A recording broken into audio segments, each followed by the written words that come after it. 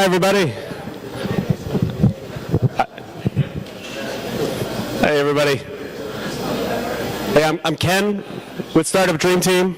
And for those of you that don't know, Startup Dream Team, it's a program where we take interns and young professionals, put them together, work on projects. A lot of them live together in a startup house.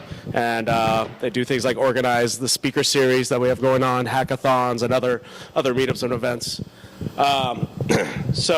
First, I want to thank Parisoma for having us in their beautiful space that has been recently renovated. It looks great. And the speaker series, we have more speakers coming up. Next week, we have Robert Scoble, and that's actually going to be at Rocket Space over on 2nd Street.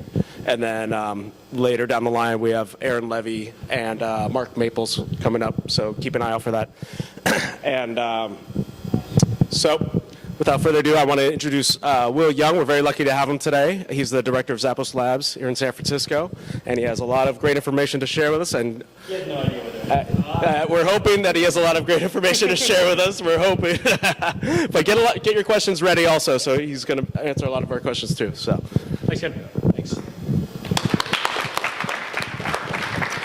Thanks for having me. Pierre, I guess you want the mic because it picks up audio better on the camera. All right, sure. If you guys have a chance, text what you want to hear. Obviously, there's not too many I could just ask you, but it's just more fun to see it in a bar graph. I've done a handful of different talks, and I always focus on different things depending on what people want to hear. A little bit of context, Zappos history and culture. Who kind of knows the Zappos story? If a lot of you are international, probably not, so a handful. So that's interesting to some people. I think it's where we have a pretty big following as a brand. Zappos Innovation, sometimes people want to just kind of hear about, how does Zappos think about innovation? Kind of a buzzword, but also interesting in itself. And probably a newer topic that more and more people have been asking Zappos to talk about, and our CEO, Tony Hsieh, is what's going on in downtown Las Vegas right now. And a lot of people think, oh, strippers are going on downtown. And that's true as well. But we're doing some really amazing things in downtown Vegas now, and we're really can we rebuild and rejuvenate downtown Las Vegas and treat it like a startup? So some interesting stories there. I'll hit all of these kind of loosely, but I just want to get a sense of what people want to hear the most. Innovation, cool. I mean, that's totally fine. Oh. No history majors here. All right. But feel free so Pierre, how long did you want me to just talk for? Like 25 minutes, then Q&A or? Yeah. All right, cool. So feel free to, though, just ask questions as I go along. I kind of have a tendency to just talk, so I would love to just kind of keep it more interactive than me just kind of talking. And all right. So just for context, I will hit a little bit of the Zappos history just because it's kind of interesting. A little bit about me. I've been with Zappos for a couple years now. We opened up a San Francisco office a little over a year ago. We rebranded as Zappos Labs last week. Our office in San Francisco is really focused on just kind of creating new and different shopping experiences. Like if you think, who's bought on Zappos before? Anyone? So a couple people. If you think about e-commerce as a online function, hasn't really changed a lot since Amazon started. It's like homepage, search results, product details, cart checkout. What we're focused on in Zappos Labs is just thinking what are different ways people might want to shop? Is it Facebook? Is it Twitter? How do we make shopping social? How do we solve those really hard problems? Like a lot of people won't buy a shirt online because they don't know how it fits, right? Or they don't know if is that the exact color. How do you solve some of those hard problems? So that's my main day job. Check out some of the things we've done at zappos.com/expo. I'm also a general partner at Vegas Tech Fund. It's an early stage investment fund that's focused on bringing startups to downtown Las Vegas. And I'll hit on that a little bit more. So that's a relatively new thing. Pretty fun stuff. A bit about Zappos. Started in 1998. And like I said, I'll blast through this. But feel free to just jump in with questions. At shoesite.com. And I think at the time it sounded like every other terrible internet idea out there, buying shoes online, right? Like who would ever think to buy shoes online? But Nick Schwimmer, a lot of people think Tony Hsieh, our CEO, started Zappos. He actually didn't. Nick started them, and it was that core, what a lot of us as entrepreneurs, they have a problem and they scratch that itch by building a company, right? So he was looking for those shoes, went to the mall, couldn't find it, and just like in 1998, he thought there had to be a better way. So he started shoesite.com. And it's interesting. I think we'll go into it a little bit more. But Tony Hsieh, our CEO, a lot of you might have heard his name and hear about him a bit. A little bit of background on him. Started a pizza business in college at Harvard. I think this kind of shows that I know a lot of you in college now. It's great that you guys are feeling like entrepreneurs. I think that's a great opportunity where it starts. He sold it out of a little store there. One of his best customers at Harvard was this other guy who lived in his dorm building, bought whole pizzas, and Tony was saying, wow, this guy's hungry. He's buying a lot of pizzas. But the story is he would buy the pizzas and then resell them by the slice. And then that guy actually, I think 7 years later, became the Zappos CFO. So you just never know. It's kind of one of those interesting things. They actually started Venture Frogs, a venture capital company together. Tony's early success was selling Link Exchange to Microsoft. So I think he's maybe 23 at the time, sold it for 200 plus million. Pretty solid. I think some of his history that he learned there was, and Tony has a book. You can read more details in there. It's actually a great, super easy to read book. But it's called Delivering Happiness. And sorry, if our office is at 2nd and Mission, if anyone just wants to swing by our Zappos office, feel free to come, say hello, grab a book, open door there. And I see a copy of a book in the bag there. I'll sign it, but my signature doesn't mean anything. But I think Tony had this really interesting thing when he was at Link Exchange. He built this company, and it was in the crazy .com era, and it grew super fast. It grew from like him and his friend Sanjay sleeping under their desk, and next thing he knows, it's like a 100-person company where he looks around and doesn't know who the people are he's working with. And he actually hated waking up every day and going to work. And who's a CEO of a company here, or at least started their own company? A couple people. Can you imagine waking up and walking into your own office and saying, this fucking sucks? Like, that's crazy, right? Like, so he walked out of Link Exchange and realized, like, I never want to get in that situation again. It's not about making $265 million, but it's about, like, how do I stay excited about the company I work at, whether it's mine or not? So that goes into some Zappos stuff. So Zappos, it's been going on, was acquired by Amazon in 2009. That was pretty exciting. I think at the time, $1.2 billion. And in 2010, Tony wrote Delivering Happiness, his kind of book that talked a little bit about his journey to get to where he was. And I'll hit a couple other things, just early days of Zappos. Who knows so zapatos, shoes in Spanish. But so one of the first things Tony did as CEO was said, we should not be shoesite.com. Even though in the early days they had no other plans than to sell shoes, like Tony was already thinking we need to be beyond shoes. And I think it's hard. You look at some of our direct competitors is online shoes, shoes.com. You're kind of stuck. Those guys all sell clothing and bags and handbags. It's weird, right? So one of the first things Tony did was rebrand. And I think the rebranding really helped Zappos make an easier transition that we're not just about shoes. And it's a minor thing, but as you guys think about starting your company, I think it's easy to be like, sexyzippers.com, but it doesn't have a long shelf life. So a little bit, just kind of one quick story on Zappos culture is, so Zappos really decided let's all be about service, right? And who's ordered, so one more hand if you ordered from Zappos. Did you guys have a good customer service experience? Generally? Not always, I think, but we try really hard, so we try to be all about service. If anyone works in the retail space, one of the things in the retail space, there's this concept called drop shipping, which is great if you're a retailer, right? Because you now say if someone comes to shoesite.com or Zappos and orders a pair of Pumas, we just tell the Puma warehouse, send these shoes to this person. And we don't have to carry inventory, we don't have any upfront costs, we just pass that order on. What's tricky is if Puma warehouse loses your order, then what do? We'll try and call Puma, but Puma's like, no, you never sent it to us. It's kind of all types of ugly, right? So as we focused on service, we said, we can't do that anymore. And these are some of the hard decisions you'll make as you kind of build your startup. Overnight, I think this was maybe 2001, after the economy was already pretty shitty, they said, we're going to stop drop shipping. And overnight revenue fell 25%. Because they said all these brands where we only drop ship, we're not going to do that anymore just because of service. And so those are some really tough decisions, right? It's like there's no more venture capital money out there, but if we're going to be all about it, we have to go all in. 2004, we moved to Las Vegas. So we started in San Francisco. We're in Las Vegas now. That's where most of us are. Our office, Zappos Labs here in San Francisco, just about 11 people. So pretty small. In Vegas, it's about 1,300 people. Part of that biggest growth was actually our call center. We don't outsource our call center. It's one of the things we're actually proudest about. Like our call center people sit beside marketing people, sit beside merchandisers. And it's crazy, and I'll talk a little bit more about that. But Las Vegas really helped us grow our call center. Who knows? Has anyone watched the movie on 1000 Van Ness?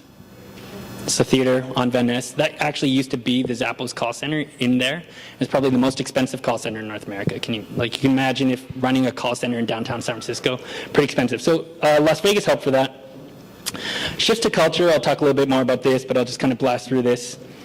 And I think it was something when Tony joined Zappos, he really wanted to focus on, that it's more than just about selling shoes. It's like, for me, as someone working at the company, how do I make sure I don't hate my job when I wake up every morning? And he really felt like he was focusing on the culture. And he was like, if you get this culture right, people just make the right decisions.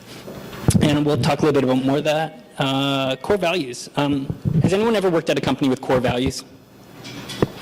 What did you think of them? Bullshit, right? Why are they bullshit, Valerie? Why did it feel like bullshit at your company? Too general, not personal.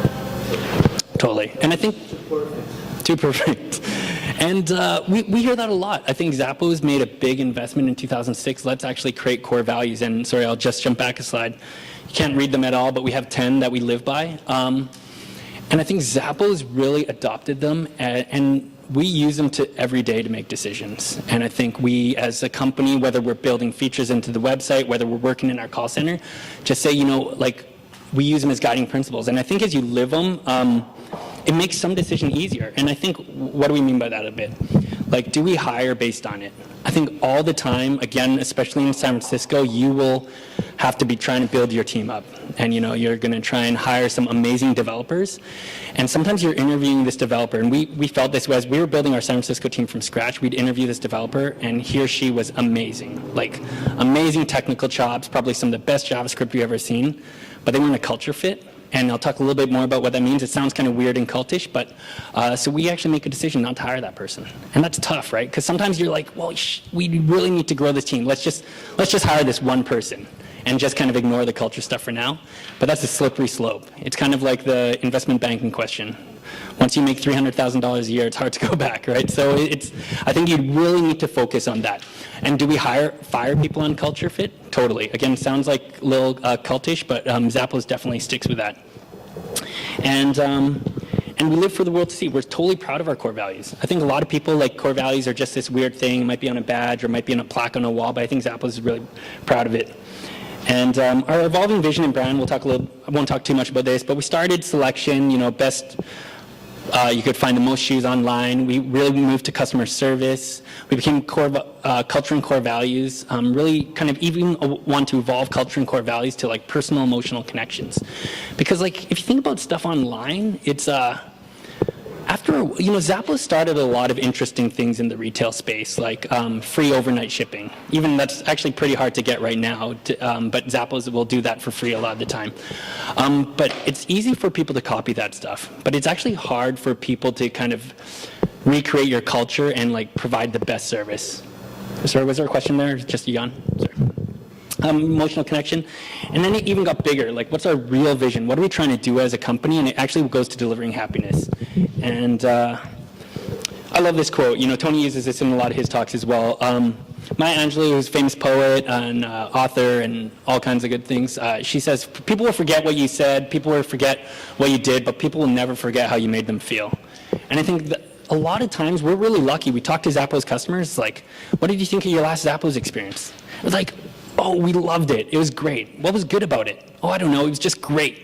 And that's as you build your startups, leave every impression with your customers or your partners or your vendors, walking out thinking, I love working with that person. I can't even think of why, but that was just a good experience. I want to buy off them all the time.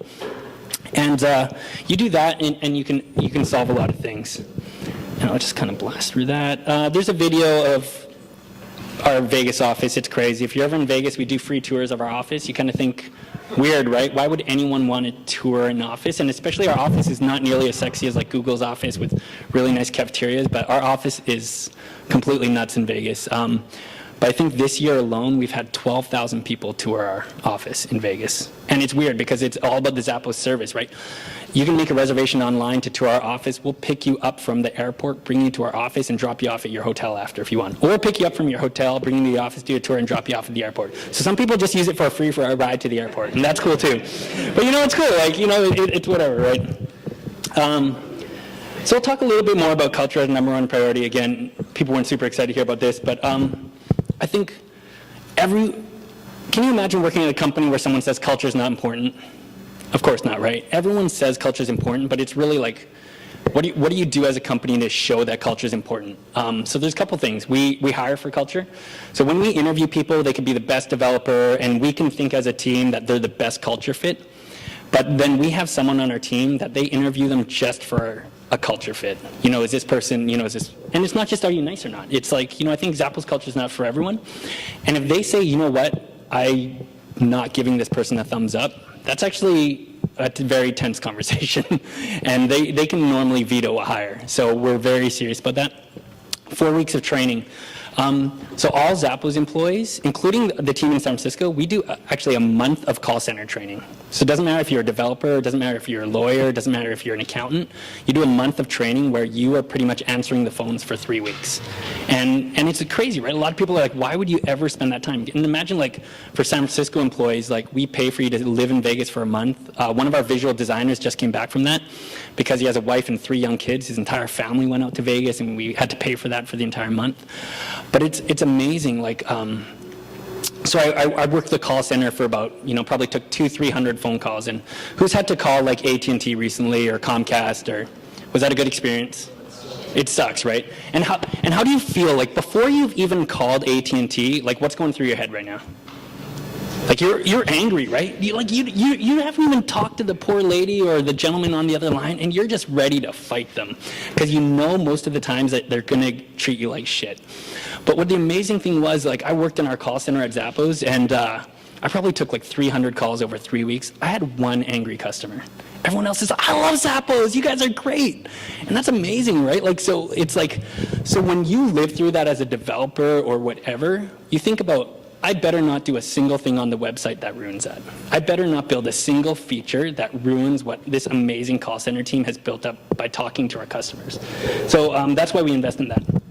Another crazy thing, this is all part of Zappos kind of folklore, but I'll go into it a little bit. $4,000 offer. At the end of your 4 weeks of training, you're offered $4,000 to quit.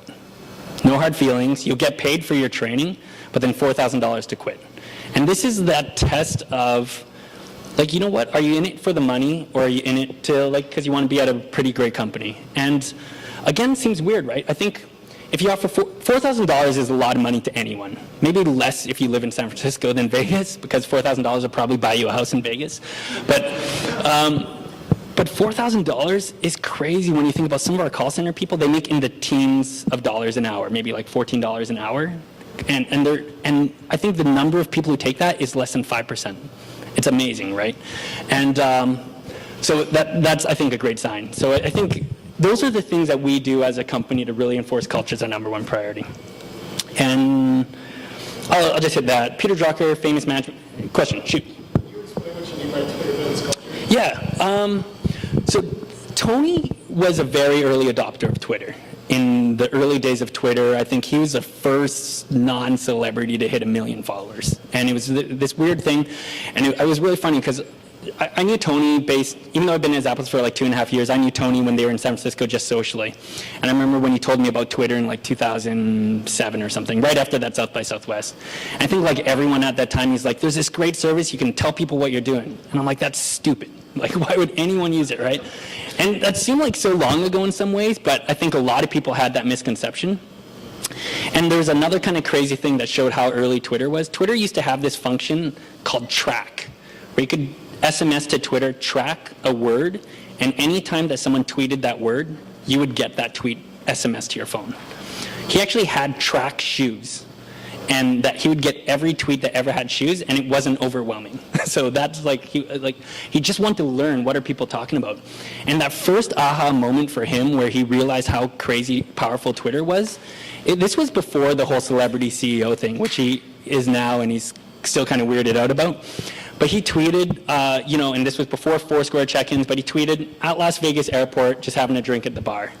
And this random customer came up to him and was like, are you Tony Hsieh? I just bought from Zappos. And it was that aha moment. And then I think the next time he did this, I'm at this bar, 2 employees came up to him. And so I think Twitter actually became a big part of our culture. We do customer service over Twitter. If someone tweets right now, I'd test one of you guys. Tweet, Zappos, you screwed up my last order. I'd love to see if someone actually, well, not everyone, because they'll be suspicious. But, a couple people do it, or try something and see what we do. And hopefully, I'm not making a liar of our customer service team. So it's not forced on people, but it's actually part of the 4 weeks of training. We teach people about Twitter. It's new to some people, and we tell you, it's a great tool. So culture eat service for breakfast. I think a lot of people are thinking about strategy, how do I push my company forward? And Tony and a lot of our management team in the company is a big believer. You get culture right, everything else falls into place. And I'm a big believer in that too. I'm going to just blast through this.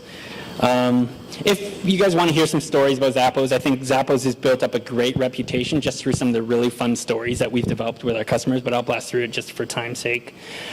And, I think building a company with transparency is one of the things we really believe in, and that works both ways. Earlier this year, if you're a Zappos customer, I profusely apologize on behalf of the company. Our systems got hacked. And I think we had to let every single one of our 24 million customers know that a hacker probably has some of your data. And that was a crazy thing to deliver, right? I think very scary stuff. Tony, who's actually stopped using Twitter for various reasons, but that was his first tweet in months. And he links to the article this was on our public blog, the article he sent to the company employees that said, you know what, we really fucked up. We're not talking about it, FBI's involved, we're not saying the exact reasons why, but our customers' data was compromised, and we need everyone, all hands on deck, to help with this situation. And I'll go into one quick story about this. When you email 24 million people and say your information's been compromised, no call center in the world can support that volume. It's like, so we literally had to turn our phones off. And to Zappos, that was crazy. Like, we could not imagine.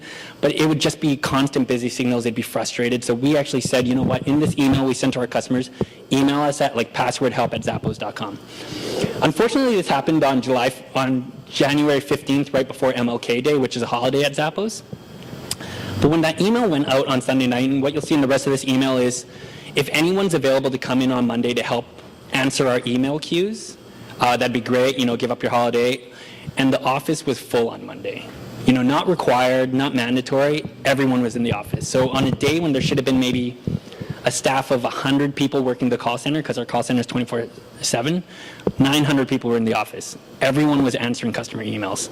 And what was crazy about that is, so Monday morning, so we generally answer maybe 1,000 emails a day. And we have maybe 7 people answering emails. By 8 a.m., we had 40,000 emails in the queue from customers. Not very happy customers, right? But here's what we can do, right? Everyone is trained to work in the call center at Zappos. And so by 11 a.m., that queue was 0. The entire company just blasted through a 40,000 person email queue. And then the next day, 9 a.m., 30,000 deep again. And by 10 a.m., it's cleared out already. So kind of crazy stuff, right? And that's what the things like, when we invested in the culture and the service, we never imagined, it's for the day we get hacked, so we can answer the email queue. And so it's kind of one of those things. So we talked about transparency. I'll blast through that. One of the interesting things is, there's a lot of studies that says it actually doesn't matter what your core values are. It's just as long as you kind of, as a company, believe and actually commit to them. And so that's pretty important. I'll blast through that. All right. Whoops. Culture of innovation. So a couple things here. Feel free to just jump in with any questions. So I think a lot of big companies struggle with how do we kind of keep moving forward. It's the kind of the Innovators Dilemma, which is a great book. Like, we were very lucky in some ways, smart in other ways, to be the #1 shoe seller online, like over Amazon, over our competitors, over DSW, and that was great. But it's like, and so now we're making a big push into clothing, right? So, shoes made us a $1 billion company. Apparel's like 4 times as big as shoes. If we want to be a $5 billion company, that helps it. but how do we kind of keep pushing forward with new ideas, right? And so there's a couple different things we do as a company. I think there's things, and I heard, Ken, you guys mentioned you do hackathons. Hackathons aren't a super new thing, but we do them at Zappos. Pretty dedicated to them, like 2 days, a quarter, and anyone can just work on anything. I think the great thing about Zappos hackathons, well, actually, who's unfamiliar with hackathons? Everyone gets it. The great thing about Zappos hackathons is you can build anything you want. You don't have to build a feature for the website. And it's pretty powerful. I think that what won 2 hackathons ago is kind of embarrassing. If you do a Zappos tour and you tour one of our offices, we have probably 300 people on one floor that's mainly developers, and there's probably 1 toilet for all those guys. It's terrible. It's awful. I don't know how that's even legal. So they built a system that automatically detected if someone was on the toilet or not. And that it would be on the TVs in the office, so you see it's green and you just run to the bathroom. And that actually won the hackathon contest, and that was cool. And it beat features of like, I built this outfit builder for the website, but everyone's like, no, we need that, what they called it, the crapper system. And so I think Zappos is just totally open. Let's throw it out there. Let's see what people can do. We got a lot of smart people. For hackathon, do something outside of your day job, right? It's no fun if you're on the search team, build a search feature. You can do that in your day job. So we really encourage people to do that, something else. Z-Frogs is a really fun thing. Kind of sponsored off of Venture Frogs, Tony's old venture capital company. So Z-Frogs is an opportunity once a quarter for anyone in the company to go in front of the entire management team at Zappos and pitch an idea. And because a lot of, hackathons are great for technologists or designers, but if you're in the call center, it's hard for you to participate in a hackathon. You can go with ideas, but Z-Frogs is an opportunity for anyone in the company to just go, wouldn't it be great if we did this? And I sit in these sessions and it's amazing. Some of them are side things. Some of them is like, we sell all these shoes online, but we don't have any like sneaker pimp shoes, like that real sneakerhead culture of like super high-end shoes. We should make a whole vertical. And so that's interesting. We talk about that, kind of get why they're excited about that. But then we've had people come in and it's been amazing. Like this one lady in CLT, it's fantastic. She's been at the company for like about a year, and she comes in, she's like, we have a really big company, and just the math of it is it's almost always someone's birthday, sometimes 2 to 3 people's birthdays a day. Every day you see us buying these crappy Safeway cakes to give them to them for the birthday. I'd like to open up a Zappos bakery that just specializes in birthday cakes for our employees. And Zappos is like, that is fantastic. $50,000, make it happen.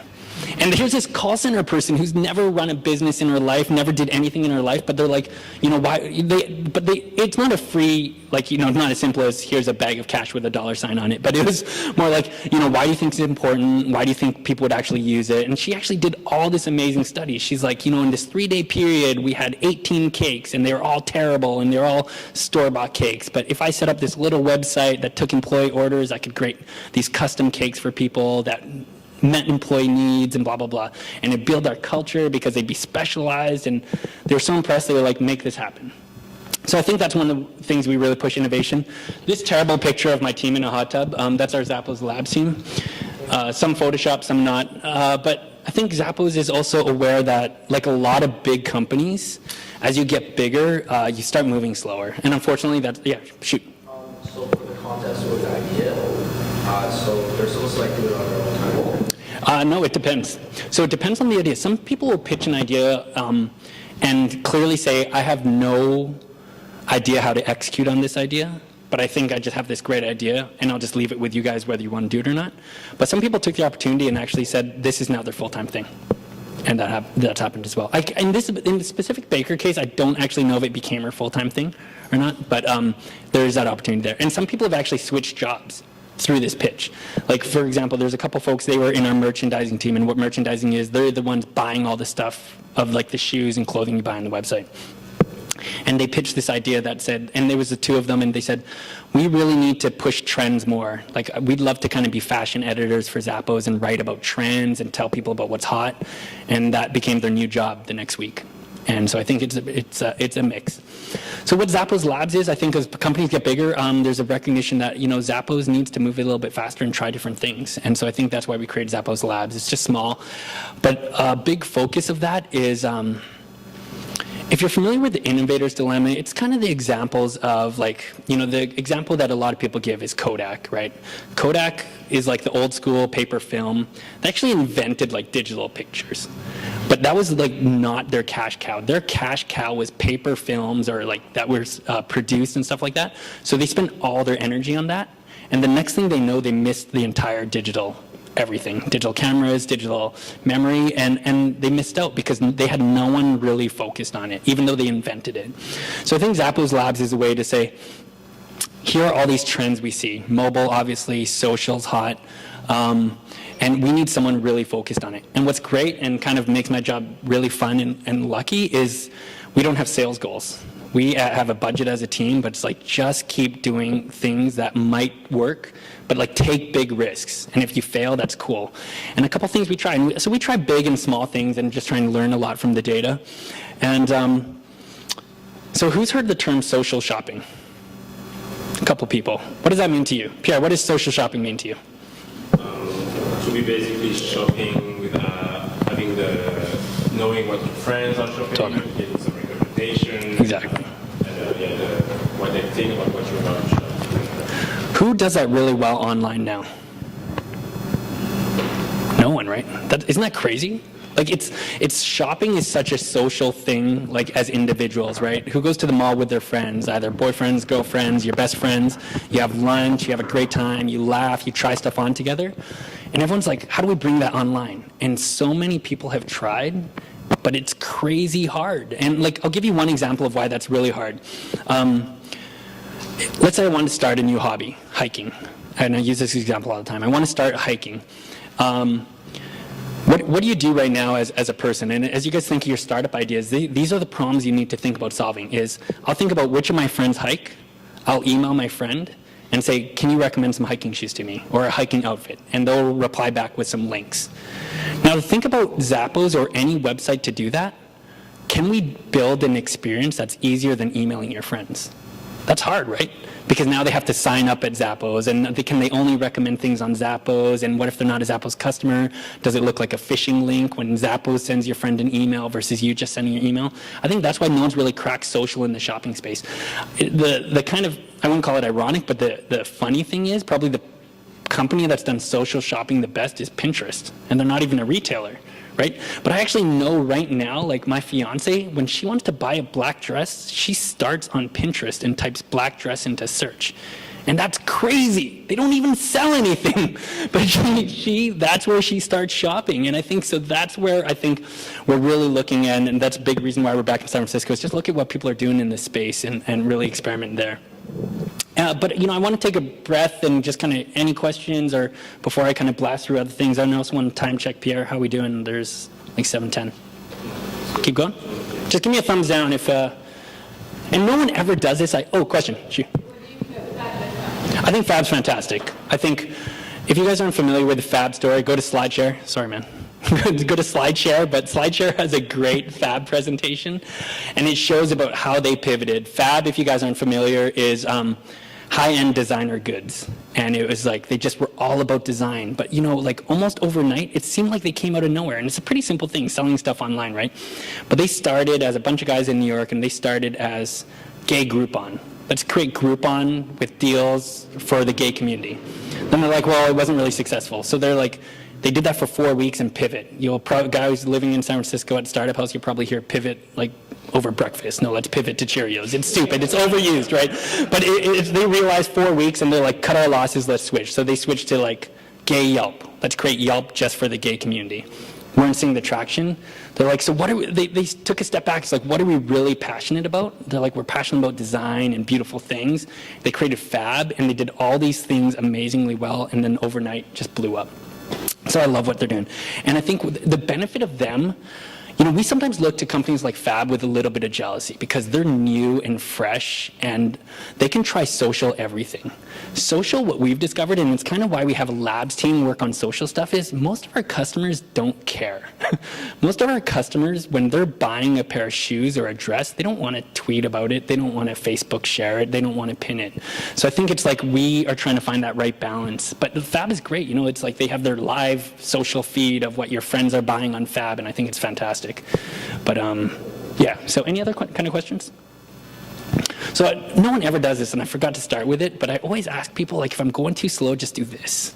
If I'm going too fast, or if I'm going at the right pace, do this.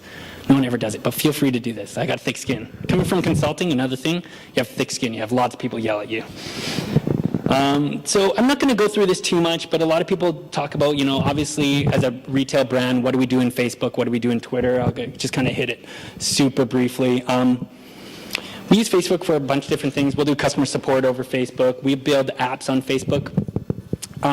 If you go to Zappos right now, and I'll give you one example that we learned, and Facebook's a great place for retailers to learn about our customers. So if you go to Zappos now and you just type search, you don't enter anything and you just hit search, there's 150,000 things returned.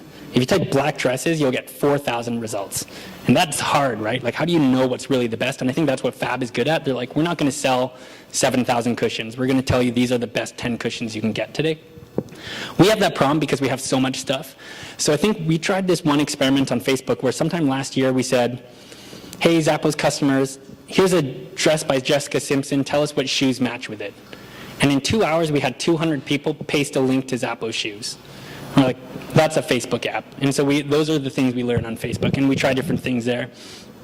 And Facebook's it drives a lot of traffic to Zappos, as obviously at the end of the day, we're trying to drive traffic and increase sales, so Facebook's a great opportunity for that. Anyone familiar with marketing ROI numbers? Anyway, so loosely, it's like, if you have an ROI of 3, it means for every dollar you spend in ad spend, if you have an ROI of 3, it means you're making $3 in revenue.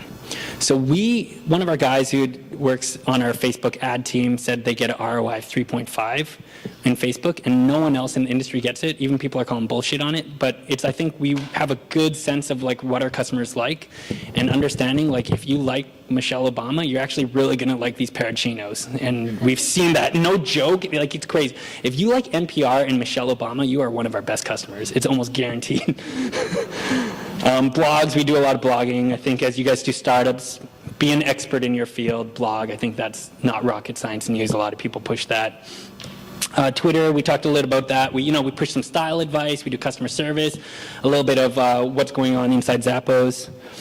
And here's a question that a lot of people get. And sorry, these numbers I think are way outdated on the bottom, but a lot of people ask, and you're going to get this if you work at a big company after you graduate, if you work in the marketing department, they're like, what's the ROI of doing all this social media stuff? Is it really driving sales? What's the ROI? And it's interesting. I think Tony has a philosophy, and he's given, that's a really long quote. I'm not even going to read it. I don't remember what it says, but he gives one quote is like, what's the ROI of a hug? Like, there isn't one, right? It just feels good. It just feels good to do. If customers are talking to you on Facebook, just talk back, right? Gary Vaynerchuk, who's a big social media guy, if you ever have an opportunity to see him speak, really fun guy to listen to. I see some grins. You guys have probably seen him. His one story, which is great, is he was consulting with this big Fortune 50 company, and the CMO kept pushing him, Gary, what's the ROI? What's the ROI? And he says to her, what's the ROI of your mother? Right? It's like, whoa, like that's when you know you're celebrity CEO famous, when you can say that to a CMO of a company. What's the ROI of your mother? But that's it, right? It's like, you don't, some stuff you just don't put a number on. It's just the right thing to do. So I'm just going to blast through that. And so we have a lot of employees on Twitter. I think it's a good way for people also to, like, different departments to get to know what's going on. I'll blast through Foursquare, video, we do a bunch of stuff. 6 p.m.'s ours too, blah, blah, blah. That's not interesting. All right, so as a time check, I have a couple slides on downtown Las Vegas. Give a thumbs up if you want to just hear like 5 or 10 minutes on that. Awesome. All right, so Zappos delivering happiness. So far, what do you guys think? Was that it? Helpful? Very cool? All right. See, no one ever has the courage to do this. One of these days, and I'm going to take a picture of you and tweet it. But so delivering happiness, what's next? So we talked about our big focus, clothing, customer service, culture. Who's heard about what we're doing downtown, even loosely, maybe saw a headline. It's been in the news a little bit, so loosely. So right now, Zappos headquarters is in a suburb of Las Vegas called Henderson. It's a nice place, but it's a suburb. It's not super exciting. I think if you came from San Francisco to Henderson, it's kind of just going to like a small town with a lot of strip malls. You actually feel like you're missing what's so great about San Francisco. But the great thing is, this is Las Vegas City Hall, and it's in downtown Las Vegas. Who's been to Las Vegas? A lot of misspent youth here, all right. But who's ever been to downtown? And downtown is not the Strip or the strip clubs. But downtown is like old school Vegas. And there's parts of downtown which are super cheesy. That Fremont Street experience, it's fun, but it's cheesy. So downtown Fremont East is this area where, this is actually Las Vegas City Hall. Las Vegas City Council, or all the people who worked at City Hall just moved out of it, and Zappos is moving in and spending a crazy amount of money renovating it. And because Zappos really want to, they remembered what was so great about San Francisco is just being in a tight community like this. Like, who had to drive here today? No one, right? Or a couple people. But I think what we want to get back in a community where people are just around, it's dense. City Hall was great for that. But through the process of Zappos figuring out where to move, with 1,300 people and maybe wanting to grow to a much bigger number, we looked at a lot of different campuses. Nike, a beautiful, beautiful campus in Oregon. Obviously Google, whoever's been at the Google campus, hope you had a good lunch. Apple's, their new mega campus, have you guys seen pictures of that? Like spaceship, right? Super crazy. But I think as we really looked at what was right for Zappos, I think the initial thoughts were, let's build this big self-enclosed campus with cafeterias and doggy daycare. And what's interesting, I'll just throw one anecdote about doggy daycare. When we sent out a survey to employees, what's the number one benefit you want? People said doggy daycare over human daycare. I don't understand that, but maybe there's a kid in a cage here. I don't know. But so there's a lot of benefit of putting everyone on that you work with in one campus. It keeps it like, if you've ever been to Google, they have laundry there. People never leave. And that's good in a lot of ways because it builds this culture. You have dinner together, you eat together, you do laundry together, you shower together. But I think Zappos kind of got some inspiration from some other places. Anyone ever been to NYU in New York? Super cool campus, right? And it is the exact opposite of something like, I think Stanford's a pretty enclosed campus, right? But NYU is kind of spread throughout the city. And you look that there's restaurants in between, and it's this great feeling that this campus is now part of the community. It's not this big walled garden. And we're like, Zappos, we got to do that. So why we want to move to City Hall? It's in Fremont East. If you guys ever, and I'll hit this coming up, so downtown cocktail room, it's no secret if you read Tony's book, the guy loves to drink, like really loves to drink. And I remember when the first time we went to downtown cocktail room together, it was a bar, and if you think about Vegas bars, you're thinking about like big nightclubs, but this was like that first bar that actually felt like a San Francisco bar. It was like local people just hanging out, chill music, not a bunch of silicon. It was just a good environment. And Tony's like, I had no idea this was in Vegas. So we actually started exploring this neighborhood a bit more, and this is a bar called the Griffin that's right around the corner. This is the Beat Coffee Shop, and we'll talk a little bit about that. So in this really small area of Vegas, Tony fell in love with it, and he's like, this is where we need the company to be. And it's still growing. I mean, from a bar perspective, there's like 4 or 5. There's probably on 11th Street with all those bars there. There's probably more bars there than all of downtown Fremont East. But it was really an opportunity as like, it's like, can we grow a real community here? And so that's where the downtown project is. So downtown project, $350 million set aside. Almost, I don't know the exact percentages, but if you read like some Times articles, Business Insider articles, almost all of that is Tony's personal money. So it's his investment, not just to build the Zappos campus, but to make downtown a better place. 50 million's on small businesses, because we need more restaurants, we need more cafes, we need some art galleries. 50 million's on tech startups. So that's where the Vegas Tech Fund that I'm a partner in comes in.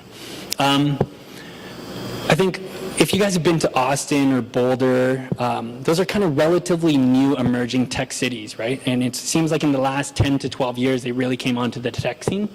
Can we do something like that in Vegas? Can we actually make downtown Vegas a place where people would think of starting a startup? So there's $50 million fund there, $50 million on education, arts, and culture. Clark County, I think, is 50th in state education. So if you're a young entrepreneur, but you got a couple kids, are you going to want to move there? So Tony gets that. And there's a bunch of people who are super passionate about fixing education. And so they're actually trying to think, can we hack education in downtown Vegas? And if you guys follow Khan Academy, he came to speak at our All Hands, got people fired up about, you don't need to do the same thing in schools over and over again. So we have all these Zappos employees who are passionate about these things, just volunteering. We have some full-time people. But a big part of it's residential and real estate. I'll talk a little bit more about why that's such a big chunk. So here's some goals at downtown. Live, work, play. One of my favorite things, I've been in San Francisco maybe 13 years. One of my favorite things is not needing to drive anywhere. Just walk, work, maybe Muni, but it's all in walking distance. And that's something that people don't associate with Vegas, in partly because it's 130 degrees there right now, but also it's kind of far. And if you think about where we are in Henderson, it's not super conducive to that. But how's this for a goal? One of our goals is, can we make downtown Las Vegas the most community-focused large city in the world? No one would ever think of that for Vegas, right? Very ambitious goal. And I'll come back to what this actually, why is Zappos trying to do this and why does Tony care? But I think that's a big part of it. And the co-working capital of the world. I think Parisoma is a great place, and San Francisco has so many amazing co-work spaces like Rocket Space, WeWork, that makes it so that, if you're a 2-person company or a 5-person company, you have all these great spaces to work with people. But if we can kind of make Vegas known for the co-working capital of the world, it could be a great opportunity to bring people in. And again, it comes back to ROI. We talked to ROI. Shoot. There are many places that have a bunch of co-working, Yep. better community. Why don't we go to those places? Why don't we go to Vegas? Yeah, it's a good question. I think, one, because we're already there. And we've made this huge investment. We have 1,300 employees. And it's kind of exciting to see if we can rebuild things from the ground up. And, it's kind of, and the great thing about, if you look at the team doing all this stuff right now, the small business, tech startups, education and arts and culture, almost none of us have any idea what we're doing, at all. None of us have done urban planning before. So it's like we're throwing out all preconceived notions of what a school needs to be, about what an incubator needs to be, about what a co-work space needs to be. So it's really just thinking and I think sometimes what works in San Francisco doesn't work in Vegas, right? A lot of cities like Detroit is doing some exciting things, but they're just trying to copy some things that work in San Francisco, and that doesn't always work. So yeah, that's why we're kind of pretty committed to Vegas. So instead of ROI, it's a return on community. When we look to invest in companies, and this goes from small business to the tech side, it's not just about, when we talk to tech startups, when I talk to tech startups, it's the first question is are you excited about building a community? And it's easy to say yes, but it's very, I get, if you're an entrepreneur starting your company and you want to be 110% focused on your company, I don't blame you. In a lot of ways, that's what you should be. But a lot of people are excited about actually being part of a community and building a community that doesn't exist. All these meetups in San Francisco are great. Right now it's there's 30 of you. It's absolutely fantastic. But we in this room are such a small microcosm of the San Francisco tech community. When we do talks like this in downtown Vegas, it seems like almost every startup in Vegas is in this room, and that's kind of exciting and weird, right? It's kind of weird when you always see the same startups, and it's not super competitive, it's just a really early growing thing. So I think that's where we're looking for people who are excited about bringing other startups to Vegas. Big bet, accelerating community learning serendipity. I'll blast through this. And why are we doing this? It leads to happiness, innovation, and productivity. And I'll kind of go into this one more time, and this is where we sometimes get some questions. And I stole this slide from Tony, obviously. He lives downtown, which goes to a question of why is he doing it? Because he loves downtown, and when you're CEO, you get to make those decisions. So I think Zappos, it's a great brand, and I love Zappos, but if they asked me, hey, Will, come join us in Las Vegas, I wouldn't have moved. I love San Francisco. But you know what? Would I have moved now? And that was maybe 2 years ago. But as we try and do all these things in Vegas, I think the big bet is it just becomes a better place to live. And it'll just be easier to attract people.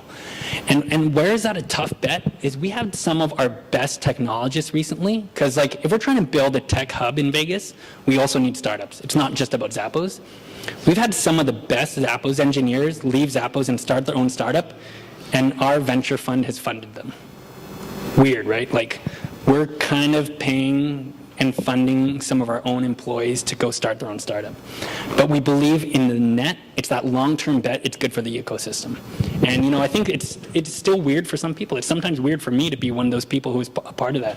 But I think that's kind of, we think if we can just build all and bring all these great startups in, long term, it's good for Zappos. And help revitalize downtown. Some of downtown, just like some parts of downtown San Francisco, it's not very great. Exactly what they're trying to do with Twitter and bringing them mid-market, I think bringing all those smart, affluent people with bad mustaches will really help downtown. And help inspire some other cities. And I'll go into this just a little bit. And so we talked a little bit about that. So what do we decide how small businesses are? If you come downtown, you can do a tour of Zappos, and you can also actually do a tour of downtown if you kind of arrange it with us. You want to check it out. And it's weird. It's kind of one of those weird things about Tony being the celebrity CEO. He actually opens up his apartment. You can tour his apartment. Really weird. But you can actually, this is a wall in his apartment where you can write down an idea and say, I'd love a business that does this. And there's some really awful ideas in there, but it's kind of this fun community board of what kind of business do you want to see. And like an example that has come out of like small businesses that people are passionate about, that Tony wasn't really that passionate about, but he saw the community passionate about, was rock climbing. Anyone rock climb? No? Does anyone exercise? It is. but what's great about, I don't rock climb either, I'm scared of heights, but what Tony learned about rock climbing is he learned that the rock climbing community is one of the tightest communities of people that you can find. And what's interesting, what's weird about that is how does that happen, and I had no idea either, is when you climb like real mountains, not just in a gym, there's always kind of like plateaus where you need to stop and rest up along the way, right? And people who climb say, you start going up a mountain with just a friend. By the time you're at the bottom, you've made 30 friends along the way. Because you're resting together, you're talking, and it's a great community building thing. And so that's one thing. Tony wasn't passionate about it, but he sees a lot of value. So they're investing in rock climbing. And peripherally, Vegas, just naturally, you don't think of it, has some of the best rock climbing in the world too. And yeah, Pierre. Is it linked to the fact that he went to the Mount Kilimanjaro? Yeah, so it's interesting. Probably not really, because that's more hiking. I know Tony loves hiking, but he wasn't a big climber. I think he's trying just because he wants to see what it's all about. And excellent studying of your book. You pass. No, but absolutely. So that's part of it.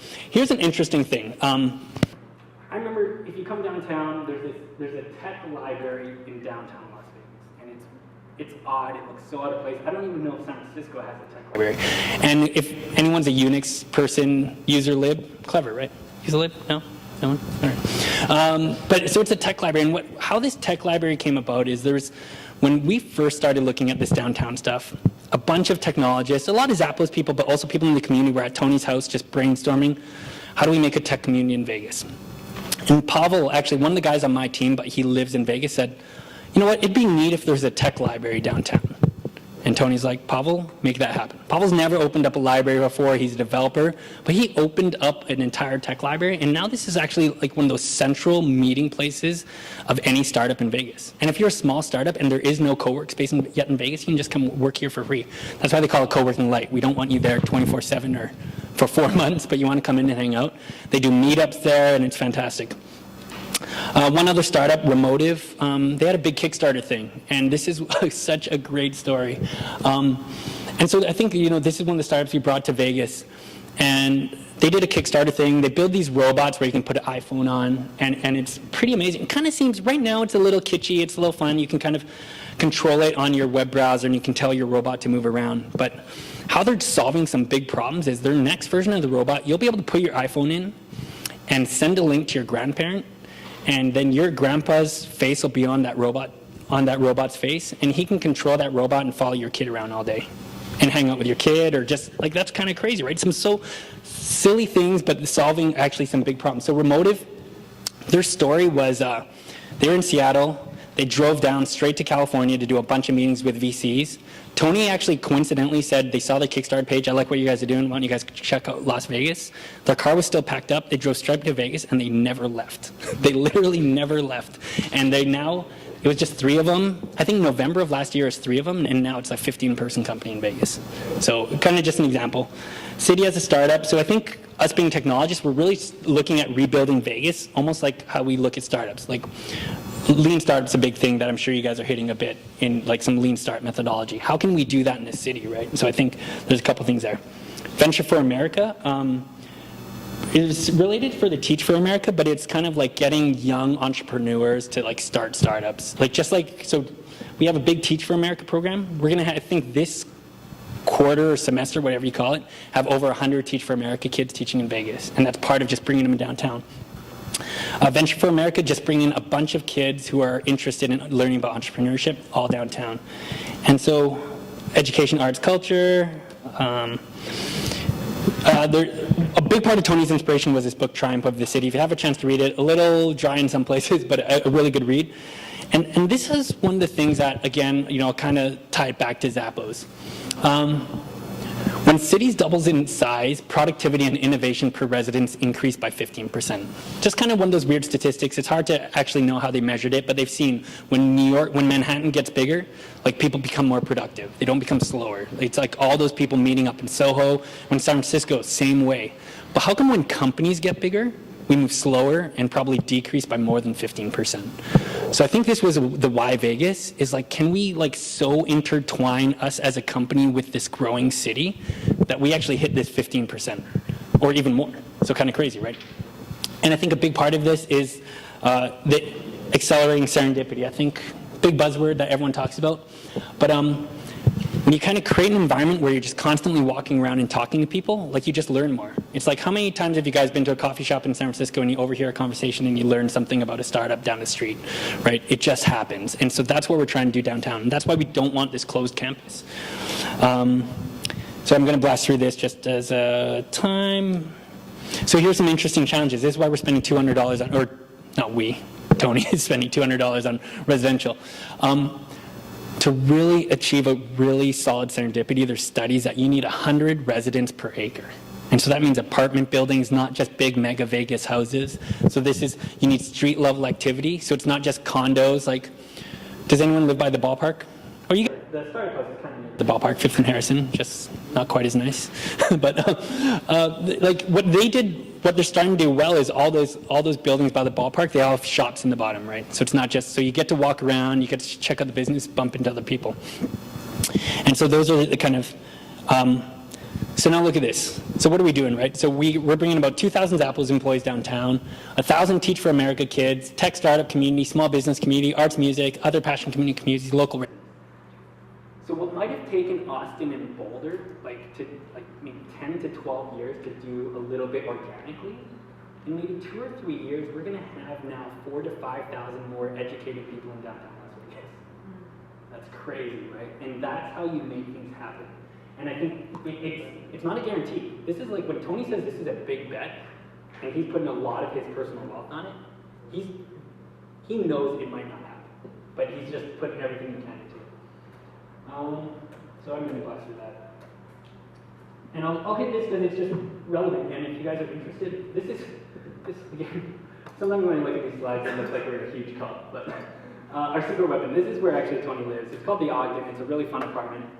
Tony, these are the things you do when you're a half billionaire. He has 25 units in this, and he just keeps those open for anyone who wants to come hang out and check out Las Vegas. We're just curious. So just drop me a note. If you want to come check out Vegas, just find your way there. And if we have room, we'll hook you up with an apartment. And you want a tour of Zappos, we'll have your tour of Zappos. You want a tour downtown, you want to see his apartment, and put a sticky note up to put up a dog daycare and yoga studio, go for it. But that's one of those things. I think he's just so committed to this. And this is the last slide. Who's ever been to like a TED or something like a South by Southwest or something like that? Great opportunities, and that's totally serendipity, right? You're just walking around, you bump into all these people, super smart people, you hear all these smart speakers. One of the great things Tony's doing, and Tony's just, because he's got such an amazing network, and he's just bringing all these people to downtown. He's like, just check out downtown. Even if you don't want to move here, like the X-Prize people, like they came down to downtown Las Vegas, and I think it was one of the funny stories. If you're familiar with the X-Prize, they put like the challenge to, can anyone launch a spaceship into space? Like, like personal people, not like the government. And they put out like $20 million. And so Tony wanted to invite them to Vegas, say, you know, what would an X Prize be to kind of fix some things in Vegas? And so we have all these amazing people come to Vegas. And so we think, what can we do with all these great people in Vegas right now? We'll kind of blast through this. But if we can actually get all these people who are coming to Vegas because they're just so curious to maybe give a talk a week, where TED is maybe 1 week, or South by Southwest is 6 of the longest days of my life, but it would be a year-long TED conference. That anyone coming to Vegas, you could look on this schedule and see some of the best speakers in the world speaking at this coffee shop in the corner of downtown. And that's some of the goals, right? And ambitious. Who knows if we're going to do it, but the amount of speakers, like we've seen Gary Vee. Gary Vee probably gets, I don't know, 50 grand to speak at things right now. Future web apps or anything. He spoke at a coffee shop in front of 30 people like a month ago. And he tweeted, if you followed his tweets, he said, and Gary Vee's been around the block, he says, remember this moment. This is a turning point for like the history of tech. And that's really exciting. So I think, who knows again, but this is the last slide I promised, or one of the last slides. What will people say about visiting downtown? And I really encourage you guys, it's not an empty offer at all if you're interested in checking it out. I totally encourage you. What do your friends say when they come back from a trip to Vegas? They're surprised they're alive. Sorry, what was that? They're surprised they're alive. They're surprised they're alive, exactly, right? And I'm sure they had a great time, they had a debaucherous time. But what if for downtown Las Vegas, and this is pretty ambitious, I was in downtown Las Vegas and I was smarter for it. Like that's a pretty big goal, right? And so I think, if we can do that, if we can really build this huge culture in downtown Las Vegas, like, will we get more people to work at Zappos long term? I think so, okay. And it'll hopefully be better people as well. So this is interesting. I think one of the things and I totally lied that was the last slide. One of the things we as a company do at Zappos is we actually, you know, we do talks like this all the time, and you know, we do actually, if you want to take a course about how Zappos runs business, you can actually pay Zappos and we'll run these courses for you, and some people pay like $5,000 a head to do a 2-day boot camp at Zappos to learn about our culture and all that stuff. But I think what we want to do is whatever works for us in Vegas, we don't want to keep it a secret, right? We want to be able to share, hey, Detroit, you know, these work for us, you know, New Orleans, you guys are doing some amazing rebuilding, this worked for us. So 50% of humans live in cities. That actually just happened in the last couple of years. So the first time in the history of humanity, like most of us live in cities. In our lifetime, it's going to be 75%. So if we can figure out, like in this little test bed of downtown Las Vegas, how to make cities better, we can make it better for everyone and inspire other cities, pretty awesome. So again, kind of now I promise this is the last slide. City possibilities, and I think that's some of the big bets, and I think Zappos is a huge part of that, but everything else is part of that. I think bringing great startups, bringing great small businesses. You know, Tony flew, in Hsieh Valley, I'll stop asking if anyone's been there, because I think a lot of you are. But in Hsieh Valley, there's this ice cream shop called Smitten Ice Cream, and it's fantastic. And it's this lady named Robin, and in Hsieh Valley, I think it's called the Proxy Project. And they couldn't build real buildings because the city just said, here's this beautiful little park strip, but you could only get it for 5 years. Because the city was planning on building all these condos, but they didn't have the money, so they said to the community, you can use this space for 5 years. So the Proxy Project realizes, well, it doesn't make sense for us to build businesses here because we'll have to give it up in 5 years. So they got all these shipping containers. Like shipping containers like you see sometimes on those big freight boats, and emptied them out and run those as their shops. And so Robin in Spin Ice Cream, she got her MBA from Stanford. She went to, but it was following her passion. She loved ice cream. And so she went to like the Pennsylvania School of Ice Cream or something like that, and spent 5 years perfecting this amazing ice cream machine. And I tell you, go to Smith Ice Cream if you have a chance. It uses liquid nitrogen and it makes the ice cream right there for you. So it's the best ice cream you've ever had. It has no ice crystals. It has never actually been frozen except right before you eat it.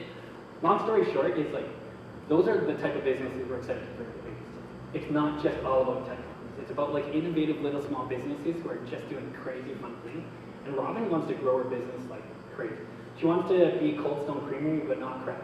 Like, you know, how can we like really grow and not lose quality? So I think those, like Tony came just to talk to her. This little ice cream, which sounds like this little ice cream lady in a shipping container, right? But like Tony flew to San Francisco to talk to her, and also a couple other people, but that was really exciting. And so that's what we're going to do. So that's, would you believe I went through 80 slides? Holy crap. But question, and here, I just want to be sensitive to your guys' time, and I'm sure I ran super over. Kind of like 10 minutes of question. Yeah, shoot it up. Just make sure to ask the mic. Or just, What do they see as some of the biggest roadblocks or barriers? yeah. I think you can imagine like the city of Las Vegas is super supportive. They obviously want the city to be a better place, but it's a huge bureaucracy, and sometimes they don't know how to move faster.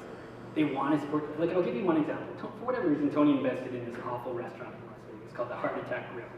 You might have read headlines, it's, if you're over 350 pounds, you get to eat for free. It's awful, awful place. I have no idea why I invested in it. And it's all just, you get a milkshake, and the milkshake literally has a stick of butter coming out the top. And there's a guy who had a heart attack while eating, and it is called the Heart Attack Grill. You eat in hospital aprons, blah, blah, blah. Where I'm going with that is, Tony as an investor, and I don't know why he invested, but he, as an investor, they had a liquor license. And they said, it was a temporary liquor license, and said, you know what, we're going to have to revoke your liquor license. We've never run a full background check on your investors, which happened to be Tony. And the reason they have that is in the mob days, any establishment that sold alcohol, they ran super crazy background checks because they didn't want it to be a front for the mob. But that was still a rule. And I get it, they shouldn't make exceptions just because Tony's Tony. But Tony's like, if I had to go through this background check, it would take 40 hours of my time. Not like 40 calendar hours, but like he would have to do something for 40 hours to get through this back. And he's like, my time's just not worth it, right? Like, so I think there's all those little things like that. And it's hard problems, like fixing education, how are we really going to do that? I think try different things. Like, can we bring lean startup principles to fix education? That's big bets, right? If we screw up, your kids are dumber. Like, that's tough, right? But I think we're just trying different things. And then it's still a tough sell. Like, this is like very blue sky stuff, right? And I think when people see this, they get excited, but they go to Vegas and, it's still like one coffee shop, 5 bars, when I go to Vegas, I eat in the same Thai restaurant 3 nights in a row because it's good, but there's not a lot of choices in that area. So it's still growing. So I think when we pull people to Vegas, it's all about like, we're really looking at people that contribute and not just take from the community. So I think that's the challenge. You spoke a lot about bringing in new people, like people that you would say. Yeah. The hometown where I'm from Modesto, California originally, before I moved out here, and if you know anything about Modesto, it's not the hottest spot right now. The foreclosures and the crime rising and whatnot. And of course, 5 years ago, it was the place to be. Totally. Housing prices were great, people were flocking there, but now it's the opposite. So I guess the challenge that... At least Stockton beat you for the worst city in America. And always like it's horrible, don't know that. So like a big challenge that a lot of the city leaders are facing there, you asked me about it because I happen to, run the same circle with them, was, how do you keep talented people from leaving? Yeah. And so you spoke a lot about bringing people into the community, like any ideas on how to keep talented people in, because, Modesto has a lot of, we have, it's 300,000, so it's a bigger city. That's right. So, but how do you keep these people, from leaving? And I'm not even going to be able to close to say I can solve Modesto's problems or even downtown Vegas' problems, but it's all about creating opportunities, right? I think downtown Vegas is blessed that Tony has this altruistic desire to make it a better place. And, not a lot of private individuals will say, all right, I'll invest $350 million into this city to try and make it better. I think there are people in the history who have done that, like Howard Hughes actually tried doing some of that in Vegas and LA, and so I think there's opportunity. But I think from the Zappos perspective, we look at, how do we keep Zappos employees from leaving Vegas altogether? Because, there's a lot of great jobs. Like if a Zappos guy in Vegas is a great developer, he could probably make twice as much working in San Francisco. But it's also saying, like, if you want to start your startup, it's Zappos doesn't directly support it, but the Vegas Tech Fund will. So at least let's keep you here, right? If you have that startup itch, no matter what we do as a Zappos, as a big company, it's hard to erase that itch, right? And so we want to support it, and can we make an environment to keep you there? But it's just about opportunities, I think, like with everything. But I have no idea how to fix Modesto. Good luck. Star Wars, that's a good thing. Yeah, that's cool. You talked a lot about serendipity. How did you get involved with Zappos? Yeah, good question. Did you go over that? Sure. No, yeah, so I love this story because it's kind of like one of those, Zappos is just full of weird, like, serendipitous stories, and I think how I met Zappos is a great example of that. So it was probably maybe 2005. And I was a programmer at the time, and I think like a lot of programmers, this is when poker was just really getting on ESPN a lot. And like Chris Moneymaker was winning, and every idiot that knew how to read cards was playing poker, including us, right? We were just playing like $10 home games, had no idea what we were doing. And so there was one day we're playing with me and a bunch of friends, we're all programmers. And I'm talking to my friend Eileen, and she's like, oh, what are you guys doing? And I'm like, oh, we're playing poker. And then Tony happened to be walking beside Eileen. And he's like, oh, your friends are playing poker? Do you mind if I go over? And we're like, yeah, sure, come on over. You know, it's like, we think we're so great. We're playing for $10. And so Tony comes over, and if you've seen, there was a picture of Tony earlier, and he's a very unassuming guy, right? Not flashy. Even to this day, I think he wears those same Zappos shirts. Like our brand marketing department shudders every time he wears his Zappos shirts because it's like 3 logos ago, but he still wears them, and that's just Tony. So even like in 2005, he comes in and he's wearing a Zappos t-shirt. You know, I think at the time it was world's biggest shoe store. And I'm like, oh, shoes online. That's stupid. But what was so funny about that is we just assumed he was a programmer. He's a young Asian kid, bad hair, just wearing a startup t-shirt, right? Like all of us. We were all wearing that. We didn't even ask him what he did. We just assumed he was a programmer. He took all of our money that first week. And he's like, can I come back next week? We're like, I guess so, right? And so he came back for like 3-4 weeks, and we became friends. And then maybe it was like our 4th or 5th week of playing poker together. One of my friend's girlfriends was there. He's like, and he's still wearing his Zappos shirt. He's like, oh, Zappos, I have a friend who's interning there. And he's like, oh, what's your friend do? Blah, blah, blah. And then Susie finally asks Tony, oh, what do you do, Zappos? And he's like, oh, I'm CEO. And I think you look at our core value of be humble, like, is there any other sign of like be humble, right? Like how many of us know a CEO at a company or a founder who will at any opportunity drop, I'm a founder of a company. Like, I'm a latte and I'm a founder of the startup, right? Like we see that everywhere, right? But so Tony like played with us every week, and he never, and at this point he already sold Link Exchange. The dude's 100 millionaire. He's playing $5 poker with us. And the other story about that was like, we're starting to watch World Series of Poker on TV, and we're like, oh, Tony, would you ever play in the World Series of Poker? He's like, yeah, I played in it last year. This is a $10,000 tournament. But again, if you ever play poker, like people love to talk about how much they spend, how much they win, how much they lose. But Tony was just happy to play $5 poker with us and teach us along the way. He turned us all, this is totally a Tony story, like, he's like, you guys should really read some books. And we actually all started reading poker books. And so that's kind of a funny story. So like when they moved to Vegas, we just stayed friends, and we went to go hang out in Vegas. And it was just weird like to see, like, he used to live in 1000 Van Ness too, which was, if you've read his book, like he had all those party lofts in his book. And it was crazy. And we went to a couple of those, and it was kind of nuts, right? Like, you know, read between the lines at what happened at those, but it was kind of fun. But so here he is, and now he's in a house in Vegas. But now it was really exciting to see him when he first went to some of these bars and check it out. And we're like, yeah, this is like San Francisco. So that's how I got involved. And just because I have a technology background, I started consulting with them. And then when they opened up San Francisco, it just kind of, the worlds collided for me, and it's just a great opportunity. And with the Vegas Tech Fund stuff, they asked me, just because, you know, I think I see a lot of great companies here in San Francisco, and I get it's a tough sell to convince anyone to go to Vegas. But if I can just get someone to check it out with curiosity, and you're like, it's not for me, but tells their startup friends, you guys should really check it out. Perfect. I think that's all we can ask for. Serendipity, right? How crazy. Like talking on the phone, and he just invites himself over. Any other questions? Awesome. Thank you. Thank you for having me.